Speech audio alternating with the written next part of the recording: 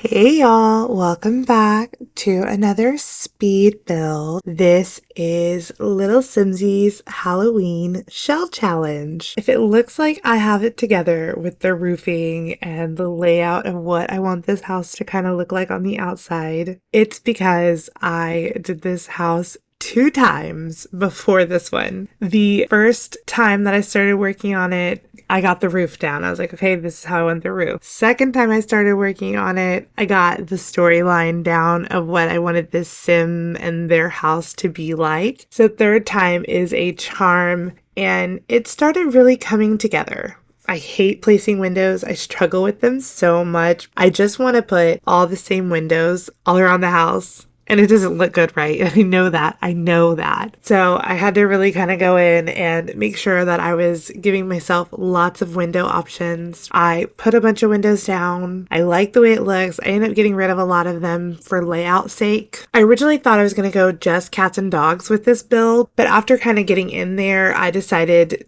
to just go pat crazy and do what I want to do. I know we're a little bit ahead of ourselves, but it is play tested. So if it is something you're interested in, of course, get it off the gallery, Cat X Thrash, just like the YouTube name. Layout, I struggled so much with layout, and I did in the first 2 times as well, because this has a basement, right? So I wanted to not make the basement a focal point. I wanted it to be a hidden basement. Basically, my storyline with this sim is that this sim is a vampire, but she doesn't want you to know she's a vampire. She wants it kept under wraps. Her little secret, right? When you look at her house, it's this normal looking house, like quotation marks, normal. It is just this nice little colorful house, pretty, but she's got a secret, right? It's not a normal house and she's not a normal sim, but she wants to be. So that's kind of where I went with my storyline. My first storyline was kind of similar. This man's house that's regal and old looking, but something felt off about him and he ends up being a vampire. It was fine. It felt a little contrived. This storyline, I like it a lot better. It gave me a chance to decorate pretty and then just kind of go in downstairs and put a coffin and make her a vampire, right? Here, the layout is starting to come together a little bit more. It still does change. The staircase, I hated every which way I put it. So I end up changing it again, probably a few times in this build video. It is what it is. And then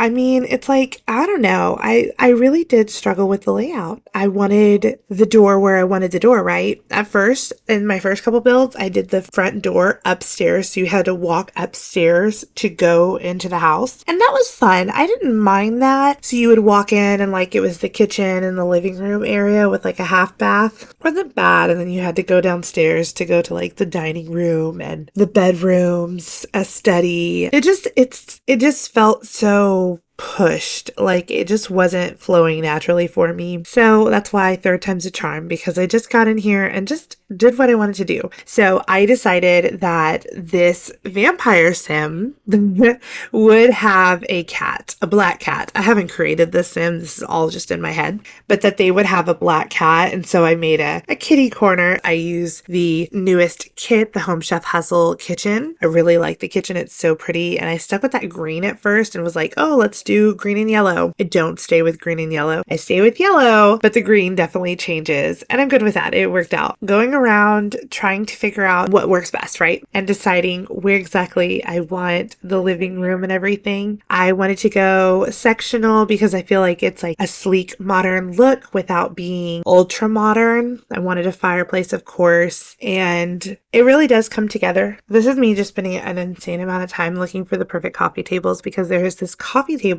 from Tiny Living and I couldn't remember that it was from Tiny Living, and I was searching and I don't know how I kept overlooking it. I end up finding it and boom, there it is. And I just like how they nest together. It gives you a little space. Use that nice shelf from Eco Lifestyle. At first I was going to do the kitty corner upstairs, and then I kind of was like, you know what, let's do it right here in this little nook. They can have the big cat tree, toys, a scratching post, the litter boxes right inside that hallway that leads downstairs upstairs. So it's all very much right there. And that worked for me. I thought that was cool. This is her little area of work. I had this idea that she'd be kind of an author or fashion influencer. So I gave her like that little like fashion board. I gave her a nice little study area, lots of clean, sleek, really pretty stuff. I don't know. So just going in and adding clutter to all my shelves, of course, as you do, finding all the good stuff for other rooms because it's just so easy when you're going through that decoration list, seeing different things that you'd like to use for other areas. So it's just always going to be something that I go in and add clutter, make a little pile in a room for something else, right? I spent so much time actually going through and trying to find the perfect wallpapers for the kitchen and the living spaces. I don't know. I didn't have like a strong vision, right? I was trying to keep to neutral tones and keep it very clean looking, not necessarily like minimalistic, but just wanted to keep it clean. I thought the subway tiles. I thought let's do Home Chef Hustle and use the actual green tile because we're using the green kitchen, and boom, there it is. I end up using this really pretty white and black tile with blue, and I change everything. My kitchen turns yellow and I turn the walls blue. I'm like, you'll see some things like I have all the diplomas on the wall when you go up the staircase to upstairs. That was my like, okay, my vampire, she's trying to be normal, right? So here's all her diplomas. She wants you to know that she's a real person doing real things in the world. And then in the kitchen, you saw the cork board with all the postcards, like, oh, once again, she's trying to like let you know that she's a real person and she travels and does all the things, which obviously she's a real person. I mean, she's not, I haven't created her. She's not a real person.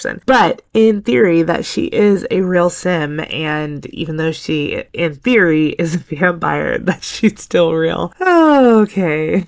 Upstairs, once again, layout was a struggle, and I know that's part of the challenge, right? Because it's this like crazy looking shell, and you kind of have to just do something with it. It was a struggle upstairs. I wanted to initially make it a 2-bedroom house, which I actually classify it as a 2-bedroom because technically you could have a sim sleeping in the basement in the coffin and a sim sleeping upstairs, and there's 2 bathrooms, even though there's only like 1 full bath. It could work. Adding little details, curtains, then of course painting the ceilings because I always forget, and then I notice when I go to take my screenshots and I'm like, oh, I forgot the ceiling again. And then I have to go back in and repaint it. I wanted to do a really cool built-in shelving unit for clothing and everything. So that's what you kind of see me doing, playing around, configuring what that's going to look like. I go initially with pink and white because I knew that I was kind of going in a pink theme, deciding, okay, I wanted this pink color upstairs. Let's redo this shelving unit and put in these nice wood tones with the white, kind of bring down the pink a little bit, adding lots of little clothing clutter and then actual clutter going into the shelves because it needs it, right? You have these great built-ins, and so you have to have the clutter. You got to put the clutter in there. Adding little details all around. This was actually the room that I finished with. I don't finish it right now, but I just wasn't sure what to put in this landing, like a plant, some paintings. I don't know. I was struggling majorly. I moved my build to a different lot because when I went to go add it to the gallery, there was a giant tree in front of the picture for the library, and that wasn't going to work. Adding landscaping because I hadn't touched it. If you noticed, there is no windows on the back side of the house. And I tried it so many times to put windows. I couldn't make them symmetrical. I didn't like where they were located because it looked weird with the kitchen and the study area. So lots of windows in the front of the house. On the sides of the house, they have windows. In the back, upstairs, yes. Downstairs, no.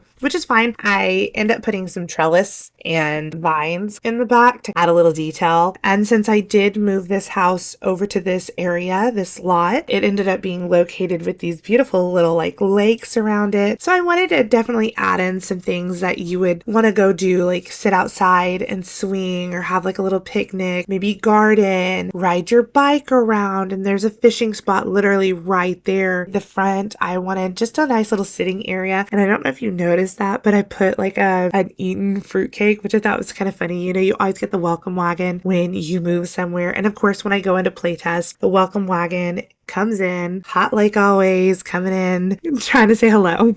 The balcony upstairs, so this is off her bedroom. I wanted it to be a nice little retreat. I love the little wicker patio sets, just making it a really nice area that you'd want to go relax. Finishing up in her room, adding rugs, a little ottoman that she could sit on, you know, to put shoes on, get dressed, whatever she would need it for. Rugs were like literally the last thing I thought of. And I kept like thinking of them like, oh yeah, I need to go add rugs. And then I'd get distracted and have to go back and add rugs. So this is it. This is this beautiful home. I love the way it looked. It is the Simsie Shell Challenge. So it was a work in progress to get there. Like I said, it took me 3 times to get the like idea fully committed, but I love it. I definitely think it's so gorgeous. Probably one of my favorites. That patio out there, so gorgeous. And then going in, nice yellow and blue tones everywhere. I absolutely love that they added a waterfall counter to the new kitchen kit. So cool. I love it. It's so pretty and it's like granite looking. Her little study area, of course, just fun. I had my sim come in here and paint a little picture and it turned out really cute. Upstairs, I just added some movie posters.